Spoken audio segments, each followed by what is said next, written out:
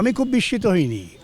আমি জানতাম রাজ্য সরকার কোনো না কোনো বাহানা করবে এবং বিচারপতিরাও সেটা ধরে ফেলেছেন। সেই জন্য বলেছেন ওসব বাদ দাও, আমি মূল মামলা শুনে দেব। আজকের মূল মামলা শুনানির জন্য বিচারপতিরা তৈরি ছিলেন। তারা আবেদন করলেন রাজ্য সরকারের উকিলদের যে তোমরা সওয়াল শুরু করো। তারা সওয়াল শুরু করতে পারলেন না, কালকে সময় চেয়েছেন, কাল তারা সওয়াল করবেন।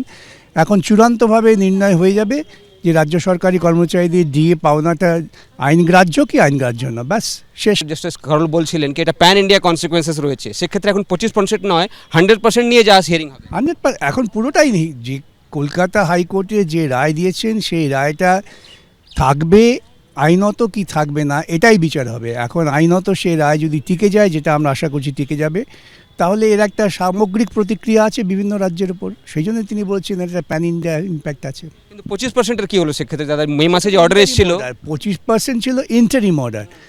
এখন বিচারপতিরা বলেছেন, আমার মনে হয় ঠিকভাবে বলেছেন, যে ইন্টারিম বাদ দিয়ে এখন ফাইনালি ডিসাইড করে দেবো আমরা।